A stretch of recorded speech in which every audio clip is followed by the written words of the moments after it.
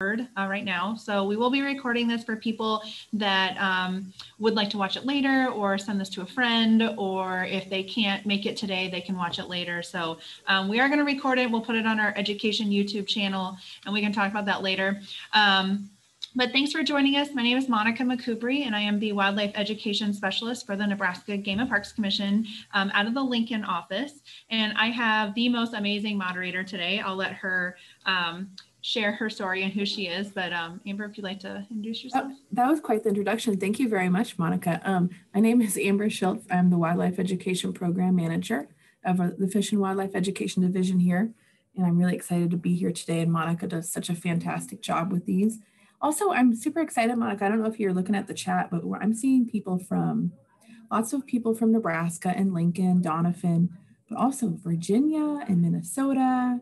How cool is that? So definitely an exciting, popular series that you have going on, and I'm really excited to learn more about trees. So thank you for coming today. And as she mentioned, if you guys have some questions, definitely feel free as we go along. She always jam-packs us with amazing information. And so put your questions in the chat. I'll do my best to get to your questions as we go along, but she'll definitely stop and take some breaks as well and address any questions that you might have. And then we'll definitely get to some questions at the end as well. And she's going to probably be talking about some really cool resources too. We'll be trying to share those in the chat as we go along, but also she'll definitely share resources with you at the end via email if she shares any really great information. So thanks so much for joining. Yeah, definitely. There's a ton of really cool information. I have a sweet book that I do want to show you, and I can include it in the email for everybody, but it's just that Sibley guide. If anyone's ever used this, I use one for birds. If you're a bird person, you know who that is.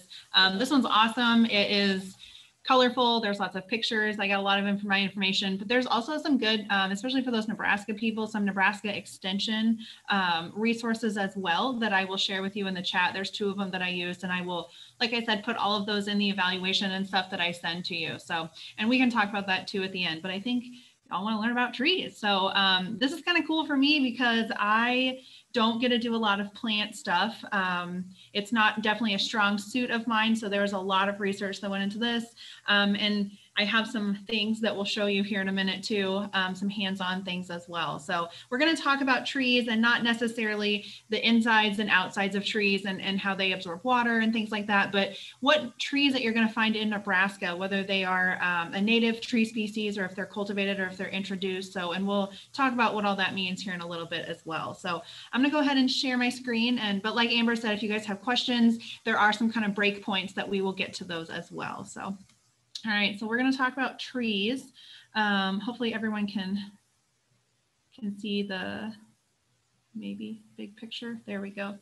All right, so we're going to talk about Nebraska trees today. And like I said, we'll do a little kind of a what is a tree, kind of a little introduction of like tree anatomy, that kind of stuff, but it's not going to be heavy on that stuff this time. I really wanted to focus on what do we have here in Nebraska? What do they look like? Just some cool information about those trees. So. As always, just be nice to everybody. We do have the right to remove you. Just be sure that if you do comment on something, it's tree related or topic related. Just be nice to everybody and you can stay on. So. All right, and as always, I also want to point out, I am definitely not an expert. I do a ton of research in this for this series, and I admit there's stuff that I do not know. So if you know the answer, I'm sure there's people out there that are tree experts. So if you're on, please feel free to answer those questions as well. I really enjoy doing this, but I also will readily admit that I don't know everything, and I'm excited to learn still, so.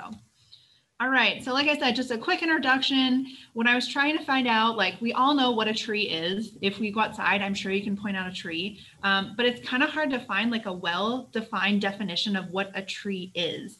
The best definition that I found that I really like, a lot of people are like, is it a tree? Is it a shrub? Like, what is it? The best thing that I could find is if you can walk under it, it's a tree. If you have to walk around it, it is a shrub. So there's kind of a lot of differences between people be like, well, that's technically a tree, that's technically a shrub. So there's a couple things that all trees will have in common. Overall, trees are just really large plants. They're plants, they photosynthesize, they use oxygen, they spit out carbon dioxide. There's lots of different things that they do. So There's things though that are like bonsai plants, bonsai trees. They're very small, and you definitely probably can't walk under them, but they're still considered a tree. There are things like eastern white pines that grow on the very high ridge mountaintops, and when they disperse their seeds, sometimes they fall into like a little crack or a crevice, and then they will only grow 2 to 3 feet. So there's all these different exceptions to the rules. Also, a lot of environmental conditions will strongly influence those trees, just like plants. So if there's a lack of water, if they're in a drought, if there's a lot of predation on them, that's all going to affect how those trees grow and how big they get. However, when you look at most guides, like, is this a tree? I need to figure out what this is. They're looking at something that generally grows over 30 feet tall, and then a trunk that is at least 1 foot thick is what they consider a tree. That's kind of the general rule. All right, so as far as trees in Nebraska, they're important. We are a tree state, even though we are a prairie state as well, trees are super important. So if you've ever heard of Arbor Day was started in Nebraska by J. Sterling Morton. And so if you've ever gone to Nebraska City, you can visit his house, you can visit where he worked. So he actually was from New York and came to Nebraska with his wife, but was super interested in the environment and newspaper actually. So he decided, you know, I really like trees, let's plant a bunch of trees. So in 1872, they had their first unofficial Arbor Day. It was very popular. Over 1 million trees were planted on the very first Arbor Day. And then 1874, it was readily adopted as a legal state holiday. And all of you state employees out there, we get Arbor Day off, which is usually the last Friday, I think, of the month of April. So that's always nice.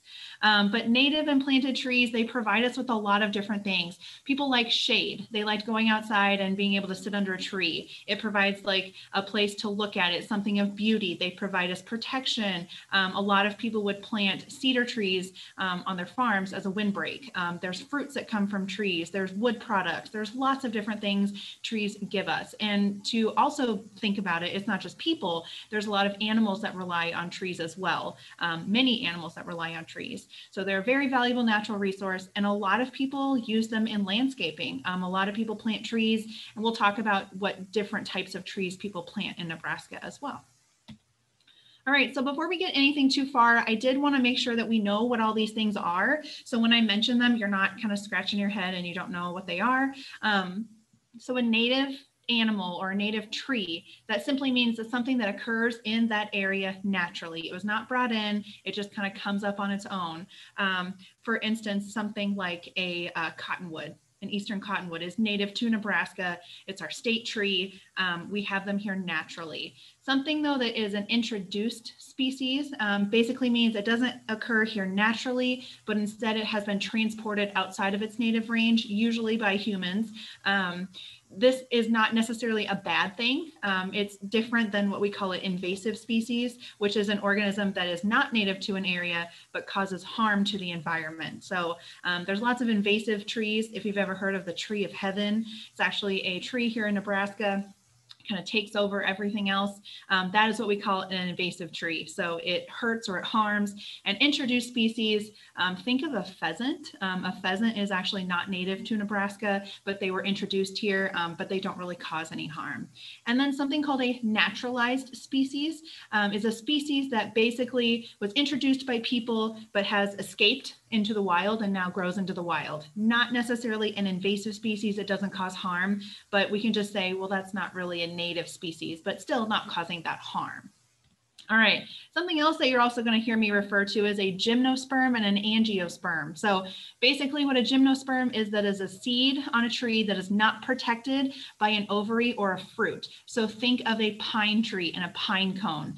Those cones, those are those seeds, but they are not protected inside of something like an apple is an angiosperm. So the flowers and seeds are encased inside of it. And so when that apple rots, those seeds will then fall to the ground, and then hopefully trees will grow after that. So two very different types of trees that we're going to talk about. And then also something called dioecious and monoecious. So dioecious is basically a tree that has a separate male and female tree. And then when they mix, they will fertilize and make more trees. Monoecious one is that there are male and female parts on the same tree, which are things like a birch, a walnut, a cedar, a true cedar tree. Those dioecious plants are going to be things like a ginkgo, an ash, a willow, an aspen, all of those different ones. So dioecious is they have two separate trees. Monoecious is they have two different parts on one tree. So you will maybe hear me refer to those a ton, but just know that you know what they are. All right. Really quickly, we're going to talk about this just because it kind of makes sense for the rest of the program. But honestly, I could do a whole science of leaf parts and types of leaves and leaf arrangement. So we won't get super heavy into this today, but there's going to be two different kinds of trees that we're going to talk about. Something called a persistent, or sometimes you hear them called as an evergreen tree. Basically, it remains green throughout the entire year, no matter whether it's winter or summer or fall or spring. And then there's something called a deciduous tree, which is most of our trees in Nebraska.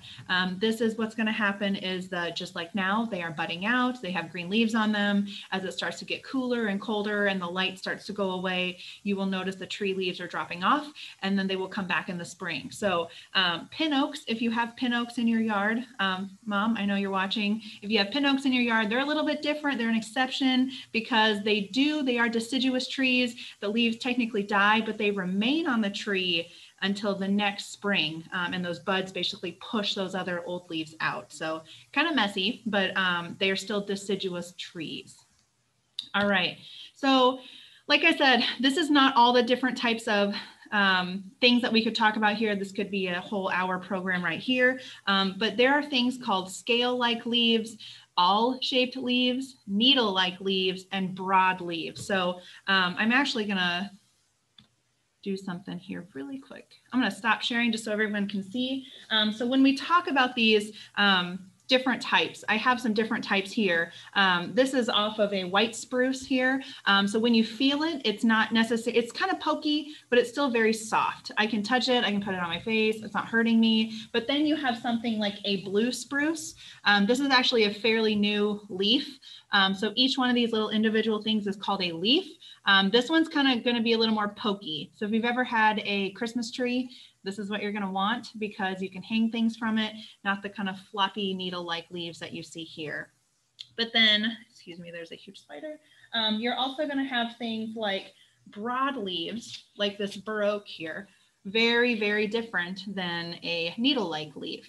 So there's lots of different types of leaves. This helps a lot with identification when we talk about leaves and we talk about trees.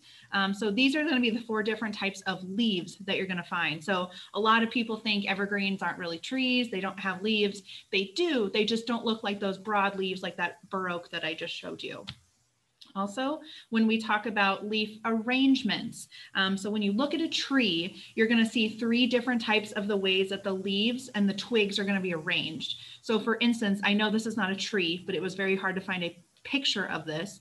This is what we call a whorled arrangement. So if you look at them, they're kind of spinny all the way around what would be the trunk of a tree or the branch. Then you also have something called opposite. So this would be like your red maples. So here they grow exactly opposite of each other in this photo. And then the very bottom, that yellow photo is what we call an alternate leaf arrangement. They kind of just grow everywhere. There's not really a pattern to it. So hugely helps with identification as well. All right, and then leaf shapes. I won't talk about this a ton because we all know that leaves look different from each other. You have heart-shaped leaves, you have willow leaves, you have like sweet gum leaves that look like a perfect star on them. And if you ever watched Land Before Time, like the star leaves, the leaf-shaped star, what were they called, Amber? Star leaves? What were they? Yeah, I think it was like the star leaf. Yeah, something like that. That brings back some good memories. Yeah, so like you would hear that about it a lot. There's round shaped leaves. You can talk about the leaf margin. So this one you see that it's very smooth here. This one is kind of frayed a little bit. You can talk about lobes. If you've ever looked at a mulberry leaf, for instance, it's very lobed. That is a characteristic of a mulberry. So there's lots of different ways to identify a leaf and a tree, and we won't get into those today. Like I said, you could talk about a whole hour of just that, but just so that you know that there are differences out there when you look at it, how to identify them. All right. Do we have any questions in the chat or anything yet? Tree stars. Thank you, Kelsey. That was it. Tree stars. That's what I couldn't think. All right. All right. Doesn't look like any questions quite yet, I don't think. All right. So we're going to go ahead and divide this in kind of two different topics here. We're going to do those gymnosperms, so kind of like the pine evergreen trees, and then we're going to talk about the flowering ones like the angiosperm. So we're going to jump right into gymnosperms here. So what are we talking about when we talk about a gymnosperm? Remember, they are a little bit more of a primitive species than those angiosperms. They've been around a very long time. Their main characteristic is that what separates them is that they have these kind of naked, uncovered seeds, those pine cone looking things. They usually are held on a scale in kind of like a cone-like fruit. The word gymno actually means naked or seed, so it makes sense. And then technically they are not flowering plants, but they do have pollen and seed-bearing structures that kind of resemble flowers, but they're very different than, for instance, like a magnolia tree. So they're going to be very different from each other. That is, that main characteristic is they have those naked fruit, or sorry, pollen-bearing seeds. All right, so one in Nebraska, if you were in Western Nebraska, if you've ever traveled to Western Nebraska, is something called our Ponderosa Pines. So these are going to be big, huge pine-looking trees. They're in the pine family. So they have cone-bearing leaves, or sorry, trees, and they have those needle-like leaves. There's about 9 different genres and about 210 different species just in this pine family. There's a ton of trees. But the needles are going to be in groups of 2 or 3. The twigs are usually kind of a brown color. And what's really interesting is when you crush the twigs really finely, it smells like turpentine. So kind of a very strong chemical kind of smell. They're very woody cones. If you've ever looked at them, they're going to be very large and very rigid in them as well. These are very important commercially for things like lumber, millwork. A lot of people used to use them as railroad ties. This is one of our native tree species, very, very far out in northwestern Nebraska and much of the western United States. They just don't get very far because they need a certain type of soil and they need a certain type of climate to grow. So we don't really see them here in the Lincoln area. The growth rate, however, is going to be super slow, but they're very good at resisting fire and they have super thick bark and they are also drought resistant. So very, very good about where they are. It makes sense to be out in western Nebraska. All right, if you've ever used a Christmas tree, we talked about this, Scotch pines are probably one of the most commonly used types of Christmas trees that you're going to do or use. They are also in the pine family. So their needles actually grow in groups of 2, not 2 or 3, but just 2, another way to identify different types of pines from each other. These guys will actually go kind of a blue-green color in Nebraska, and they often look kind of twisted when you look at their needles. It almost is like someone took that like a twist tie almost. They also have a very woody cone, but they have raised what's called pyramid shaped tips. So when you look at their cones, they're going to be just a little bit different than those of like a ponderosa pine. They're actually not native to Nebraska. They are native to Europe, but this is one that is not an invasive species, but it's an introduced species that does very well here because they are so desired for Christmas trees. So it is a cultivated species. It did not get loose into the wild. We purposely have introduced it somewhere and we keep it going because of that commercial desire for them. All right. This one, I'm sure we've all heard Eastern Red Cedars. They're not actually true cedars. They are in something called the Cypress family. So if you've ever heard of a bald cypress, same thing. Their trees are going to be kind of fleshy. They have leathery cones on them. There's about 140 different species. Very, very important commercially as far as trees. If you have a cedar chest or if you have fence posts you've used before, this is what they use. A lot of people will use them in their closets. So very important. One of the key characteristics that you might see are going to be these little berries, these blue purplish colored berries on them. Very important for wildlife species. However, there's a lot of debate, especially in Nebraska, on whether I think they are officially listed as an invasive species, which is funny because we They're native species. They're native to the 2/3, kind of the eastern side of Nebraska, and rest of the eastern United States. However, people used to use them as windbreaks, but they've kind of escaped and gone wild. They're just everywhere. And even though they are very important for a lot of wildlife species, they do take over grasslands and prairies, and they're just kind of annoying. They just get everywhere. They're very hard to get rid of once you have them. Something that we've also seen is that they will hybridize with Rocky Mountain junipers. So they are also technically a true juniper because they are the only one that commonly like sits upright. All the other ones kind of look like low growing bushes, but the bark will kind of peel off in strips. And one thing that's kind of neat is the ones that you usually see like this, these are the hybridized ones with those Rocky Mountain junipers. If you ever go to like a cemetery and like a true old Nebraska cemetery, you will see eastern red cedars that look very different than these. Those are those true native eastern red cedars. They look very different than the ones that you find like in a prairie or something like that. Those are usually hybridized quite a bit. All right, bald cypress. This one is another tree that is not native to Nebraska, but does fairly well in Nebraska. It's actually native to kind of the southeastern part of the United States. They grow in the swamps. Sometimes people call them swamp cypresses. These are in the redwood family, so very similar to things like sequoias, redwoods, located mostly in the northern hemisphere just because they like the climate.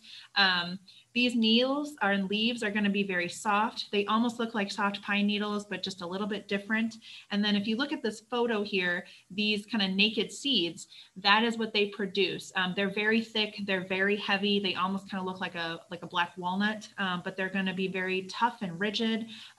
These bark is very good. It's durable. It's rot resistant. So a lot of people use it for construction like sidings and shingles. And one thing that's kind of neat is these trees can get super old. They can live about 1,000 to 2,000 years old in their native areas. And a lot of the times in Nebraska, they're planted as an ornamental. My mom lives right next to someone that had a bald cypress forever. Otherwise, I would never know what they are. So they grow fairly well. They're just not quite a native species. All right, this is probably one of my favorite non-native trees. This thing is super strange because it is the only one in its family. It's called the Ginkgo. It's native to Japan and China, and it's actually even a separate division of the whole kingdom, that plant kingdom. So it's just kind of its own little entity here. A lot of people know what Ginkgo trees are. They have these really cool fan-shaped leaves. When you touch them, they're waxy. They're not quite a gymnosperm. They're not quite an angiosperm. They're kind of in their own little area, but technically people put them in a gymnosperm because they have these really kind of fleshy, gross smelling fruits. A lot of people, when you plant them, you will only see the male trees because the females produce those kind of fleshy seed-bearing fruits, and they smell really bad. So people don't want to plant those because it's messy and it smells. So people will only plant the male ones. Something that's kind of neat about them as well is that they're basically living fossils. They date back to about 2 million years old. And something else that's really cool about them is so their seeds, they're fertilized by motile sperm. So they actually move. It's not like two things get together and they do it. It's actually motile sperm. This is very similar to things like mosses, ferns, and algae. So it is like its own separate little entity. It's not quite this and it's not quite that, but they do very well in Nebraska, even though they're native to Japan. A lot of people will see them like in urban environments. If you've ever walked down by the University of Nebraska, by the football stadium, you will see tons of these trees. All right, so that was for our gymnosperms. We can move on to our flowering plants here. Are there any questions or anything in the chat? Not so far. I just put in a resource for a cool leaf shape guide from the University of Florida. I think it was a nice like single page PDF. It looks really cool. Yeah, thank you, Amber. Yeah. Mm-hmm. All right, so we'll go ahead and move on to angiosperms. So these are going to be the flowering plants. Most of the trees that are in Nebraska are going to be these, not all of them, but a lot of them are going to be angiosperms. So when we talk about angiosperms, they're very common, the most widely distributed plants on Earth. They're also known as flowering plants. They are found basically in every single climate, mountaintops, deserts, the tropics. Some are very small. Some even float on water. And so they're still called angiosperms, but there's a lot of variability in them. There's very large ones like we talked about, like the Bur Oak, but the main characteristic is that their seeds are covered in that ovary, the fleshy fruit, whatever it is, that covers the seeds. So all angiosperms that are planted in Nebraska have what we call deciduous leaves. So every flowering plant is going to have leaves that fall off in the fall, in Nebraska at least. All right, so I tried to pick ones in different families. I know there's a lot that I'm sure that I missed, but I tried to pick some different families just to get some good variety on here. So the Willow family contains about 2 genera and about 335 species. They're very common, mostly in the cooler parts of the hemisphere, northern hemisphere, very kind of wet areas. Same thing with cottonwoods. They're very slender, kind of brittle trees. Their fruits are in this kind of weird capsule. They're kind of hairy when you see them. Sometimes people call them catkins. Their bark is going to be very, very dark. On older trees, you can tell their age because their bark has thickened over time. Newer trees are going to have very kind of fragile bark to start. These are native species to Nebraska, mostly found on those moist stream banks and rivers. They are growing very fast, but they take forever to mature. So about 50 to 70 years until they're able to reproduce again. They can get very large in that 50 to 70 year time. And a lot of people kind of have a blur of this line between, is it a shrub? Is it a tree? They're very messy looking trees. And so people are always like, I don't know what this is. If you don't know what it is and it looks super messy, it's probably a black willow. All right, Eastern Cottonwood is going to be our state tree. They're just a really cool tree. I really like cottonwoods. When you're sitting outside and the wind blows through them, you can hear the cool leaves. So it's a great sound that you will hear. These are also in the willow family. They very like the same type of habitat as a willow, that moist kind of stream bank area. This is also a native species to Nebraska. It is our state tree. It's easily grown. Their fruit is capsulated in this tiny little fruit. They look more like a string of beads if you've ever seen them. A lot of people do not like these trees. However, they see them as a pest because of all the cotton. And one thing that I don't know if anyone else has noticed, but when I was little, I always remember the cotton would like fly in like July. It is May. 2 weeks ago, I saw cotton was changing. So we talked about those environmental conditions changing trees very often. Here's a great example. We don't know if it's climate change. We don't know if it's just the trees are changing their time. There's a lot of factors that play into that, but it has definitely changed in the 20, 30 years that at least I've been keeping track. All right, black walnut trees. The ones that we have here, this black walnut is a true native to Nebraska. There are others that are not, like the English walnut. So this is a separate family on its own, super important for food sources. So a lot of wildlife and a lot of people rely on these because if you've ever tried to buy walnuts, they're super expensive. And this is why, because it takes a lot of time and effort to get those fruits out of those seeds, or those seeds out of those really hard capsulated fruits. So when you crush the leaves, there's this weird characteristic odor that everyone's like, yep, that's a black walnut. Can't really explain what it is, but in the summer, if you ever find one, crush the leaves and smell for yourself. The fruit you will see here in this photo, it has kind of a green fleshy color on it. So this is the outside. It encapsulates that brown hard thing that's hard to crack inside of it. So in the spring, they will develop like this. They'll turn green. In the fall, as they're going to start falling off, they will turn brown and then fall off the trees. And then over time, that will disintegrate, leaving that hard brown case around the walnut. So the bark in an older tree, you will really notice their branches and the bark will form kind of a diamond pattern, which is really characteristic of walnuts. It's very valued hardwood. So if you ever heard this is walnut, it's usually pretty pricey because they're commercial trees, very important. They are native to Nebraska, like I said, along the Missouri, the Republican, and the Niobrara rivers. And then something that's kind of neat about black walnuts is they have this, it's not anything with humans, but it kind of helps ensure that their tree grows. So they have this toxicity chemical. I don't know how to pronounce it. I don't know if it's juglone, but what happens is it's in the roots, and what will happen is that it makes it so that other trees can't outcompete it. So it's this chemical that's released by the roots, and it ensures what a 60-foot radius, I think is what it said, that no other trees will grow there. But then after that, it doesn't matter as long as that tree is able to grow, and that ensures that it will grow. So not other trees have this. So it's kind of a cool thing about those black walnut trees. All right, we have something called paper birch. If you've ever seen these, people sometimes get these confused with other different trees, the trees that the bark will literally fall off like paper. It's very light and fragile, but this is a true birch family. They're found in the cooler regions of the Northern Hemisphere. These are native to northern Nebraska, really along that Niobrara River. A lot of people think they're aspen trees. They are not. They are true paper birches.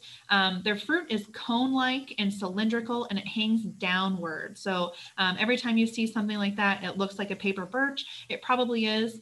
They're really widely planted as an ornamental because they're very pretty. And as you see here in the fall, they have very pretty orange kind of yellow colors. They do very well in moist areas, and they usually mix well with conifer trees. So again, good for ornamental value. All right, so oak trees. There are a lot of oaks. There's about 7 native oak trees that we have in Nebraska.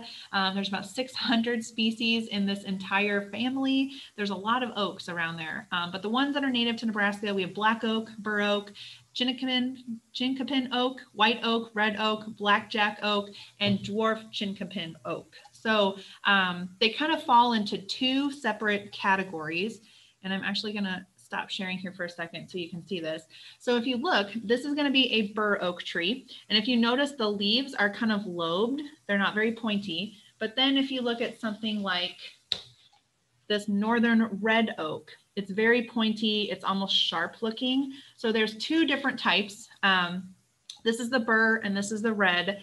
So there's 2 different types. There is a red and technically a white oak. So the main difference between them, you can tell, is between their leaf structure and also their acorns.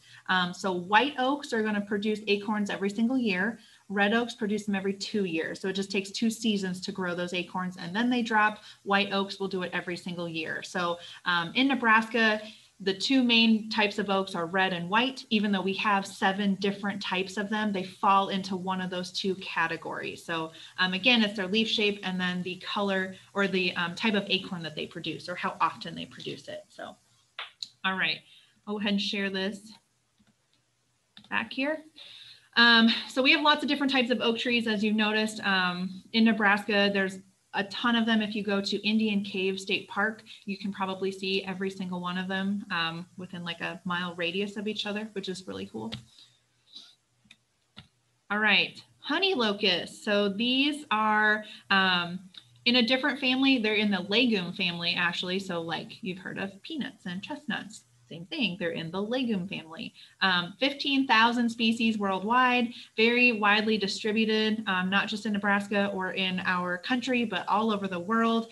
They are the second to the grass family as far as economic importance. So people want peanuts, they want these legumes, they're very highly valued. And if you've ever gone to the store and tried to buy them, they're kind of pricey as well.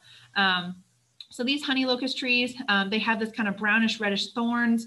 The black locust trees will have them as well. Black locusts are technically not native to Nebraska. Honey locusts are. Sometimes people call them the Jesus tree because of the thorns. They get very, very large, sometimes 3 to 12 inches long. So think about a foot-long thorn, nothing to mess with. But they do have this flat kind of strap-shaped legume. A lot of people kind of misinterpret these with the Kentucky coffee tree. They're in the same family, but they do have a little bit different pods that they form. The honey locust, like I said, is native to eastern Nebraska and most of the eastern kind of US. They're drought resistant. Oftentimes you will see them in old fields that have not been used for a while. There are thornless and fruitless trees that are often planted in Nebraska because they don't have those gross pods that will drop off and people, it's an aesthetic thing. People don't like them as just kind of shade trees. So you can kind of see here what those honey locust trees or leaves look like. They're very small, very thin. Like I said, a lot of people get those confused with the Kentucky coffee tree. This one's very small. It's still growing, but I guess not anymore. But the leaves look very similar to each other. They're those small kind of leaves, but these are going to be more round. And then the honey locusts are going to be a little bit longer and more linear. All right. All right, ash trees. We have a lot of different kinds of ash trees in Nebraska. I just picked one, the green ash. This one has these fun little, they're not helicopters, but they have these fun little banana shaped seeds that will drop off.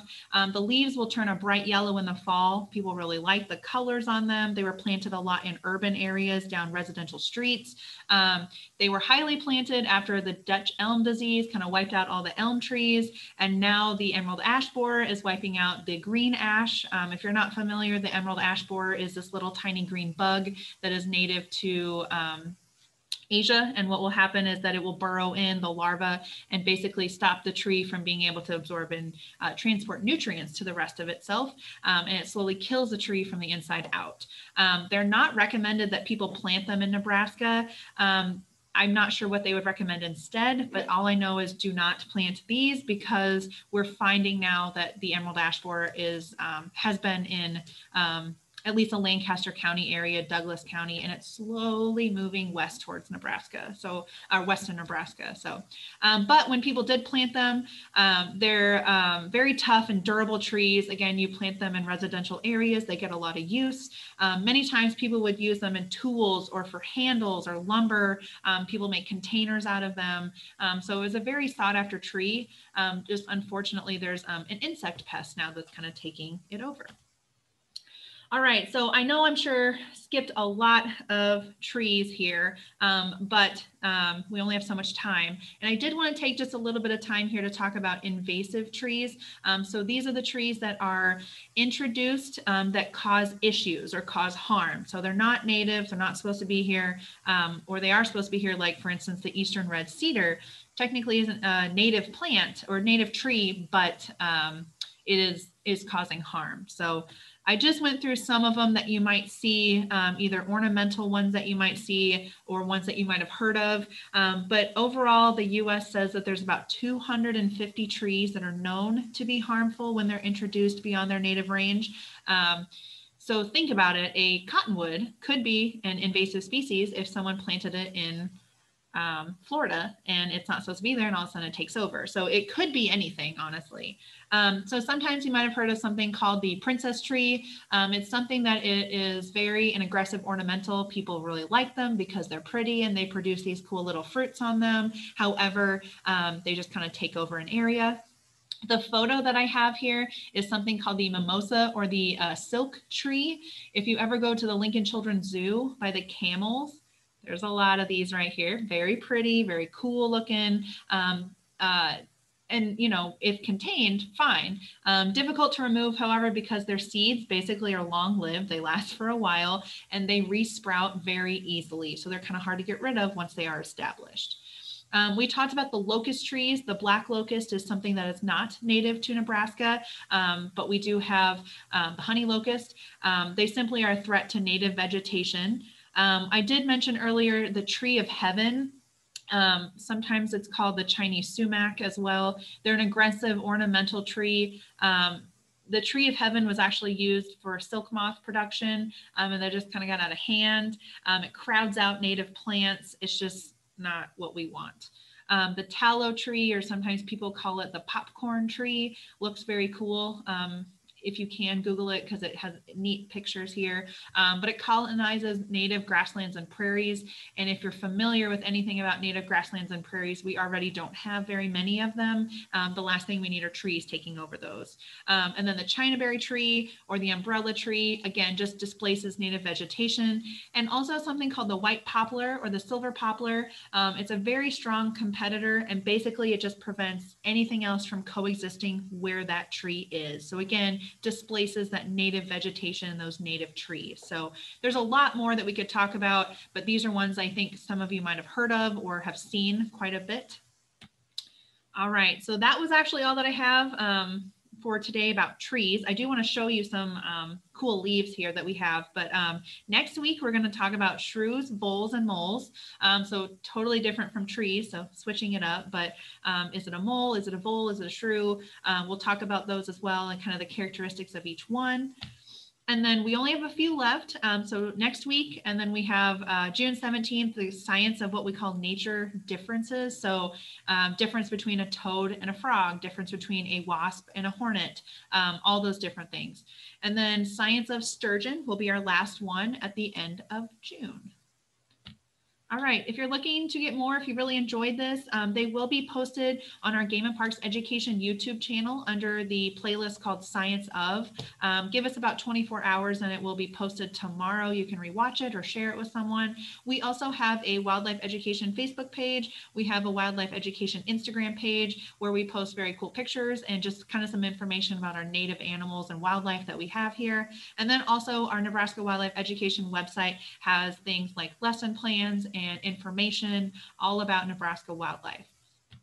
All right, so next week we're going to have shrews, voles, and moles. Please join us and register for that one as well. I will send the information out to everyone that was on the email list today, along with those guides and how you can find them as well. And then as always, we'll take questions. I will show you just some cool, I just pick some stuff out of our Game and Parks area here. We do have a lot of native trees, but we also have some non-natives. This is called a tulip tree, or sometimes people call them a yellow poplar. They have these kind of 4 distinct lobes on them, but very cool looking leaf. Some of you might have heard of an American sweet gum. These are the ones that always remind me of those tree stars as well, but they're just kind of those perfect little star looking leaf. So this is an American sweet gum. This is a white ash, actually. Ash trees are going to have very similar looking leaves. The size and the shape are going to be a little bit different when talking about like white versus green ash, but overall the same type of leaf, kind of characteristics of them. We talked about ginkgos. This is what a ginkgo looks like. This one looks like it needs water, but when you touch them, you can almost see that they're very waxy in appearance. And when you touch them, they sometimes have those lobes on them. Some of them don't. This one is one that kind of has it right here, kind of dips down, but not all of them will have that.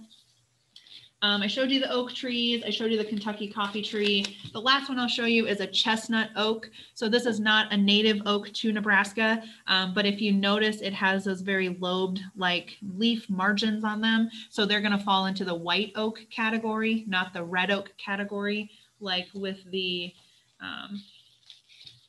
this one, how it has super pointy margins on it. This one's rounder. So, all right.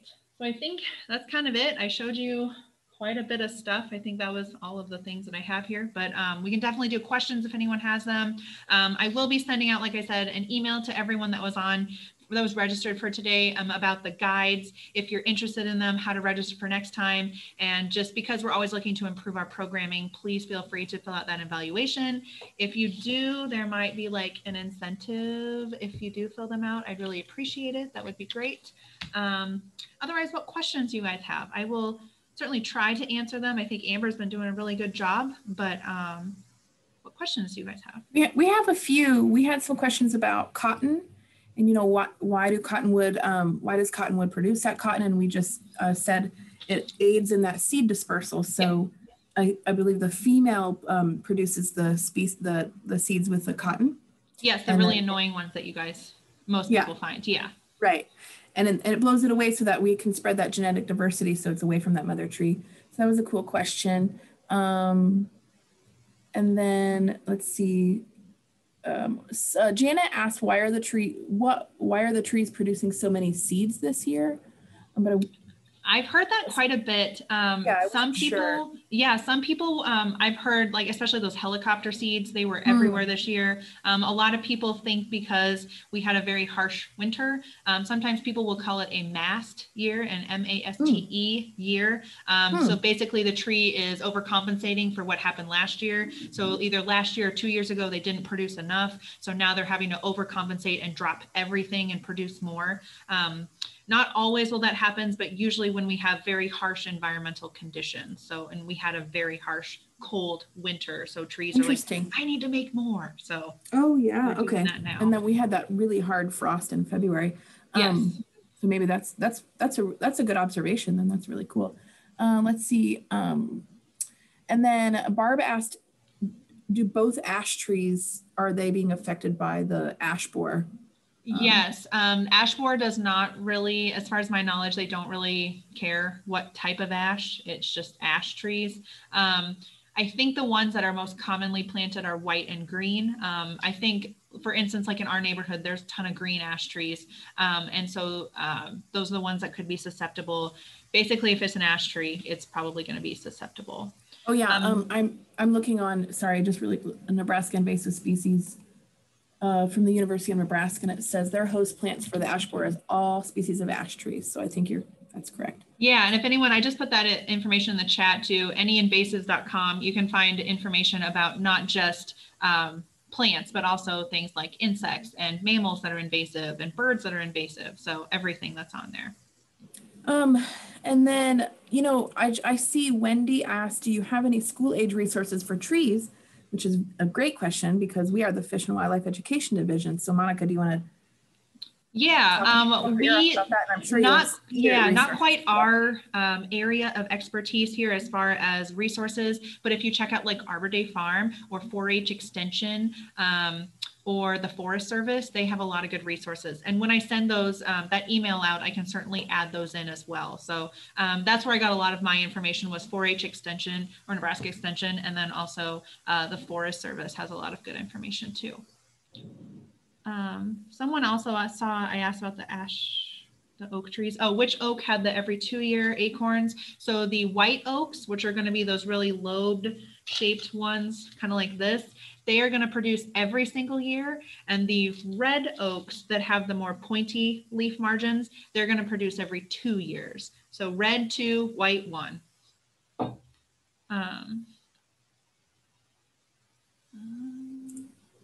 I think that's mostly it. A lot of folks saying thank you, and they learned a lot and a lot of great information. Good. So yeah, I hope you guys did. Like I said, this is definitely not something that I usually get to talk about, but there are some other really good resources out there. For instance, like I talked about that, here's a tree identification manual that is free to download. It's just a PDF from Nebraska Extension. And then also like a cool guide. It's like 76 pages, but I will put all the links in here so you can at least look at them. Both from Nebraska Extension, very, very good. It goes into detail about what a gymnosperm is. It has leaf margins and everything that I talked about is in those. And then also this Sibley guide as well. I would highly recommend if you're really wanting to get into trees and looking at trees and identifying trees. So. All right, well, thank you, everybody. Like I said, this will be posted, give us about 24 hours, and it will be on our Nebraska Game and Parks Education YouTube channel. And I will send some cool resources out for everybody. And again, we'd love it if you fill out an evaluation. We always like to know how we can better our programs. And again, thanks for coming today, everyone. I appreciate it. Great job, Monica. Thank you. Thanks, everyone. Bye.